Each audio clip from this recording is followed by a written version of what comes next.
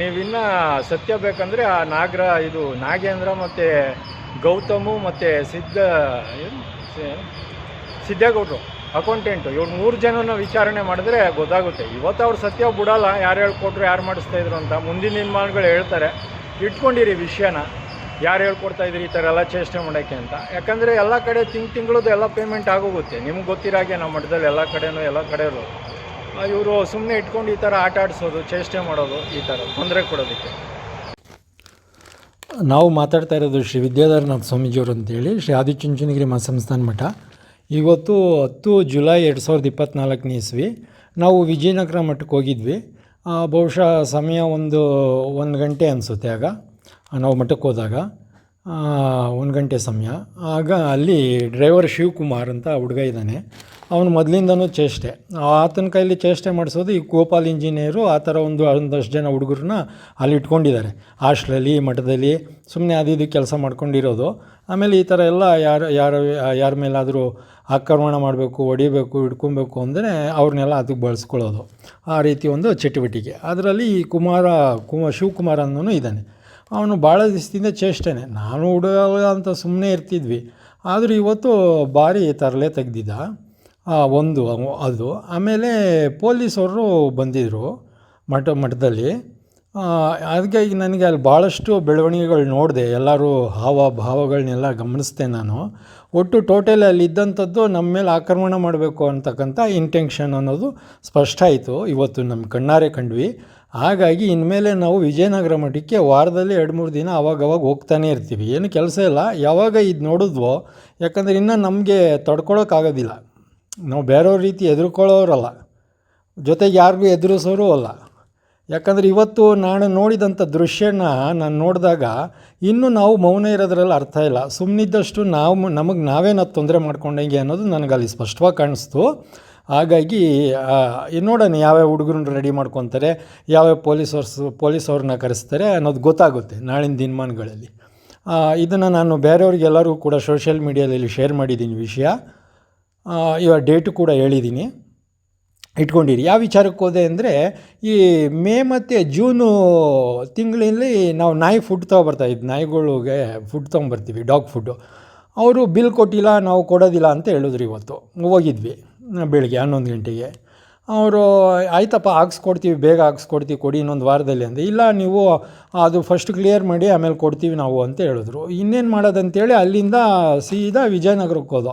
ಅಲ್ರಿ ಯಾಕ್ರಿ 2 ತಿಂಗಳು ದಿನ ಬಿಲ್ ಕೊಟ್ಟಿಲ್ಲ, ಅವರು ಡಾಗ್ ಫುಡ್ ಕೊಡೋಲ್ಲ ಅಂತ ಇದ್ದಾರೆ, ಬೇರೆ ಅಂಗಡಿಯವರೆಲ್ಲ ದುಡ್ಡು ಕೇಳ್ತಿದ್ದಾರೆ ಬ್ಯಾಲೆನ್ಸು ಅಂತ ನಾವು ಹೇಳಿದ್ವಿ.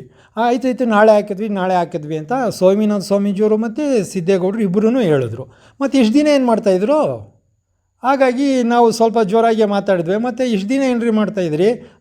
ಈಗ ನಾಳೆ ಹಾಕ್ತೀವಿ ಅಂತೀರಾ? ಈಗಾಗಲೇ ನಾವು ಕೊಟ್ಟು ಎಷ್ಟು ತಿಂಗಳಾಯಿತು? ಈಗ ಏಪ್ರಿಲ್ ಕೊಟ್ಟಿದ್ದು 2 ತಿಂಗಳು ಇಟ್ಕೊಂಡಿದ್ದಾರೆ. ಏಪ್ರಿಲ್ ಬಿಲ್ನ 2 ತಿಂಗಳು ಇಟ್ಕೊಂಡಿದ್ದಾರೆ. 2 ತಿಂಗಳು ಇವರು 1ನೇ ತಾರೀಕು ಆಗೋದೇ ತಡ. ಏನು ಇವ್ರು ಗ್ಯಾಂಗ್ವರ್ಗೆಲ್ಲ ಫಸ್ಟ್ ಹಾಕೊಂಬಿಡ್ತಾರೆ. ಈ ಥರ ಎಲ್ಲ ಚಟುವಟಿಕೆಗಳು ನಡೀತಿದೆ. ಒಟ್ಟಾರೆ ಹೇಳೋದಾದರೆ ನಮ್ಮ ಮಠದಲ್ಲಿ, ಅಂದರೆ ಆದಿಚುಂಚನಗಿರಿ ಮಹಾಸಂಸ್ಥಾನ ಮಠದಲ್ಲಿ ನೀವು ನೋಡಿದಾಗೆ ಒಳಗಡೆ ಅಷ್ಟು ಆರೋಗ್ಯಕರವಾಗಿ ಇಲ್ಲ. ಮೇಲ್ನೋಟಕ್ಕೆ ಜನಗಳಿಗೆ ನೋಡ್ತಾರಲ್ಲ ಅಂತ ಹೇಳಿ ಒಂದೇ ಕಾರಣಕ್ಕೆ ಮೇಲ್ನೋಟಕ್ಕೆ ಎಲ್ಲ ಚೆನ್ನಾಗಿದೆ, ಚೆಂದ ಅನ್ನೋ ರೀತಿಯಲ್ಲಿ ತೋರ್ಪಡಿಸ್ಕೊಳ್ತಾ ಇದ್ದಾರೆ. ಒಳಗಡೆ ಏನು ನೀವು ಮೇಲೆ ನೋಡ್ತಾ ಇದ್ದೀರೋ ಅಷ್ಟು ಚೆಂದಾಗಿ ಇಲ್ಲ ಅಂತಕ್ಕಂಥ ವಿಷಯನ ನಾನು ಹೇಳ್ತಾ ಇದ್ದೀನಿ. ನಮ್ಮ ಉದ್ದೇಶವೂ ಇಷ್ಟೇ, ಚೆನ್ನಾಗಾಗಲಿ, ಯಾವುದೇ ಸಮಸ್ಯೆ ಇರದೇ ಇರಲಿ ಅನ್ನೋದೇ ನಮ್ಮ ಉದ್ದೇಶ. ಬಟ್ ಅಲ್ಲಿ ಏನಾಗಿದೆ ಒಳಗಡೆ ಅಂದರೆ ತುಂಬ ವಿಚಿತ್ರವಾಗಿದೆ. ಇಷ್ಟನ್ನು ಹೇಳಕ್ಕೆ ಬಯಸ್ತೀನಿ. ಇನ್ನು ಮುಂದಿನ ವಿಚಾರಗಳನ್ನು ಮುಂದಿನ ದಿನಮಾನಗಳಲ್ಲಿ ಹೇಳ್ತೀನಿ. ಇವತ್ತು ತಾರೀಕು 10 ಜುಲೈ 2024 ಇಸ್ವಿ. ನಾವು ಮಾತಾಡ್ತಾ ಇರೋದು ಶ್ರೀ ವಿದ್ಯಾಧರನಾಥ ಸ್ವಾಮೀಜಿ ಅಂತ ಹೇಳಿ, ಶ್ರೀ ಆದಿಚುಂಚನಗಿರಿ ಮಹಾಸಂಸ್ಥಾನ ಮಠ. ಇವತ್ತು ಯಾರನ್ನೂ ಕೆಲಸಕ್ಕೆ ಬರೋಕ್ಕೆ ಬಿಡ್ತಾಯಿಲ್ಲ, ಯಾರೂ ಒಬ್ಬರು ಬರ್ತಾಯಿಲ್ಲ. ಬರೋಕ್ಕೆ ರೆಡಿ ಇದ್ದಾರೆ, ಇವ್ರನ್ನ ಯಾರೂ ಬರೋದಕ್ಕೆ ಬಿಡ್ತಾಯಿಲ್ಲ. ಭಾಳ ವರ್ಷಗಳಿಂದ ಇದೇ ಥರ. ಯಾರನ್ನ ಕಳಿಸಿದ್ರು ಅವ್ರ ಕಡೆಯವ್ರನ್ನೇ ಒಬ್ಬರನ್ನ ಎಲ್ಲ ತಯಾರಿ ಮಾಡಿ ಕಳಿಸೋದು ಆ ಥರ. ಈಗ 1 ತಿಂಗಳಿಂದ ಯಾರೂ ಇಲ್ಲ. ಮತ್ತು 2 ತಿಂಗಳು ಬಂದರು, ಅದಕ್ಕಿಂತ ಮುಂಚೆ 2 ತಿಂಗಳು ಯಾರೂ ಇರಲಿಲ್ಲ. ಈ ಥರ ಈಗ ನಾವು ಒಬ್ಬರೇ ಹೋಗ್ತಾ ಇದ್ದೀವಿ ಹೊರಗಡೆ. ಅದೇ ಒಬ್ಬನೇ ಬಂದಾಗ ಅಟ್ಯಾಕ್ ಮಾಡಿಬಿಡೋಣ, ಅದು ಮಾಡೋಣ, ಮತ್ತೊಂದು ಮಾಡೋಣ, ಇದು ಮಾಡೋಣ ಅಂತ ಅವರೆಲ್ಲ ಕಳ್ಳರು ಗ್ಯಾಂಗವರು ಪ್ಲ್ಯಾನ್. ಹಾಗಾಗಿ ನಾವು ಈಗ ಅದಕ್ಕೆ ಎದುರ್ಕೊಂಡು ಕುತ್ಕೊಳ್ಳೋಕ್ಕಾಗುತ್ತಾ? ಹಾಗಾಗಿ ನಾವೀಗ ಇಲ್ಲಿಗೆ ಬರಬೇಕಾಯ್ತು ಬ್ಯಾಂಕ್ ಹತ್ರ. ಹಾಗೆ ಬಂದೆ, ಮತ್ತು ಇಲ್ಲಿ ಸಾಮಗ್ರಿಗಳು ತೊಗೊಂಡೋಗ್ಬೇಕು. ಹಾಗಾಗಿ ಹೊರಗಡೆ ಬಂದಿದ್ದೀವಿ ಇವತ್ತು. ನೋಡೋಣ ಇವ್ರುಗಳ ಆಟಗಳು ಏನು ಅಂತ ಗೊತ್ತಾಗುತ್ತೆ. ಪ್ರತಿ ಸಲನೂ ಕೂಡ 2-3 ತಿಂಗಳು ಬಿಲ್ಗಳು ಇಟ್ಕೊಳ್ಳೋದು, ಅಮೌಂಟೇ ಆಗದೆ ಇರೋದು, ಅದಕ್ಕೆ ಈ ಥರ ಚೇಷ್ಟೆಗಳು ಮಾಡ್ತಾಯಿದ್ದಾರೆ. 2 ವರ್ಷದಿಂದನೂ ಮಾಡ್ತಾಯಿದ್ದಾರೆ, ಇದೇನು ಈಗಲಲ್ಲ. ಒಟ್ಟಾರೆ ಹೇಳೋದಾದರೆ ನಮ್ಮ ಮೇಲೆ ಆಕ್ರಮಣ ಮಾಡುವಂಥ ವಾತಾವರಣ ದಟ್ಟವಾಗಿ ಕಾಣಿಸ್ತಾ ಇದೆ.